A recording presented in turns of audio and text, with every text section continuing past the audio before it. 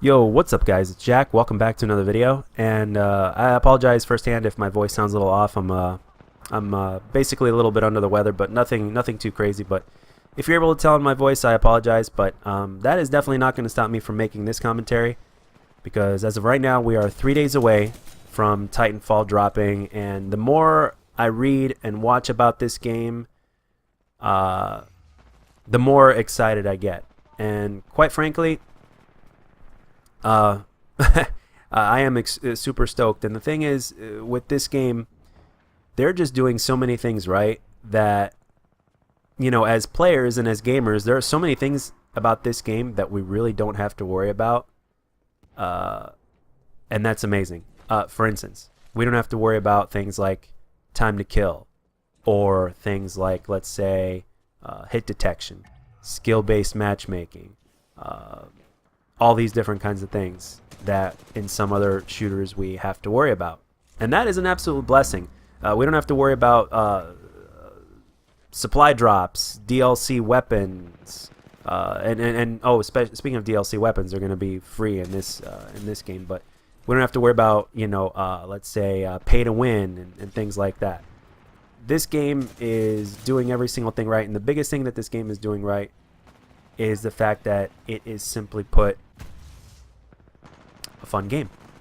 The fun factor should be the number one thing when it comes to any game out there. Simple as that. That's the philosophy I grew up on, and it's something that I strongly believe in. And isn't that the reason why we play video games in the first place?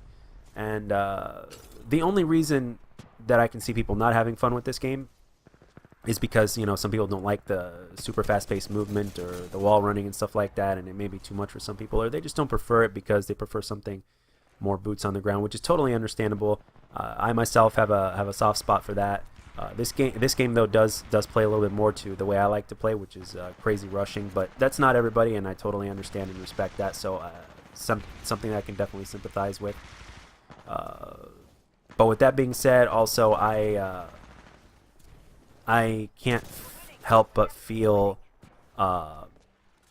a little bit bad for the people that have to play competitive Call of Duty for this year coming up, because a lot of people are not too fond of Infinite Warfare, and that's all I am going to say about that. And the thing is, speaking of competitive, this game is also is rumored to also be competitive. So, and with all the different game modes that they have in this game, it's really interesting, and they really gave you a reason to go back and play as a Titan if you want to. They made it balanced to where it's not overpowered, and if you're a skilled player and if you just want to be on as a pilot or as a Titan or however you want to play, it's you have the ability to dominate games if you're skilled enough to do so.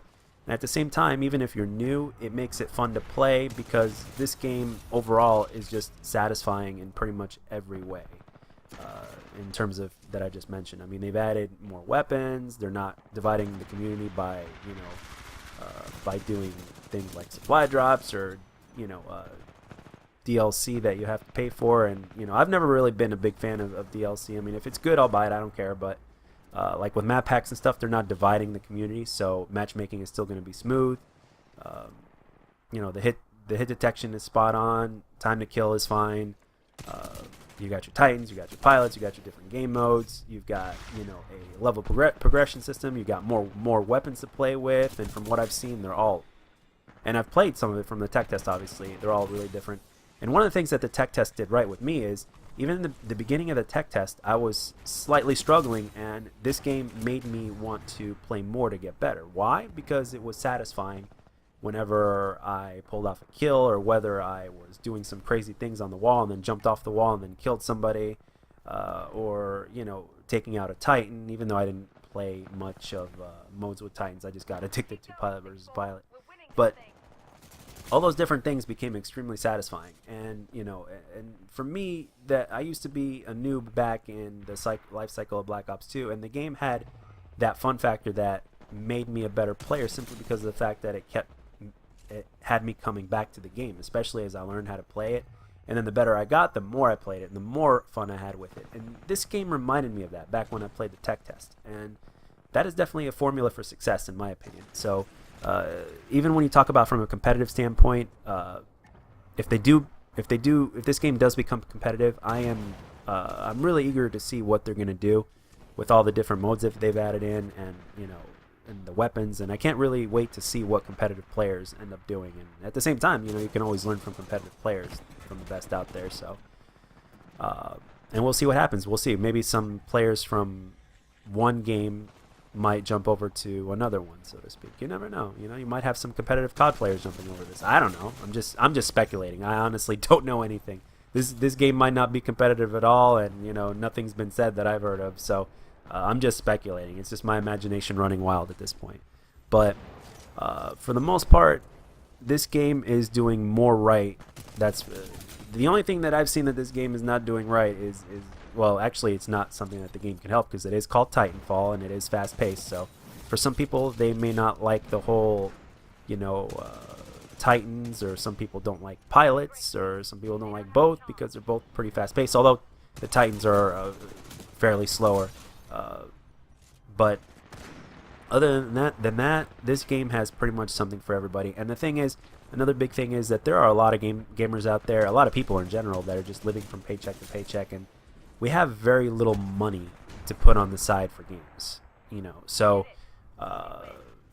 this game will not basically divide you just because you're not buying the weapons or the DLC or whatnot, or new game modes or whatnot. All that is going to be free, which I think is awesome. They did it with Halo, and I applaud them for that. There's not many people that do that, and these guys definitely know what they're doing. I mean, these guys created COD 4 and Modern Warfare 2. I mean, need I say more? These guys are the original Infinity Ward. So,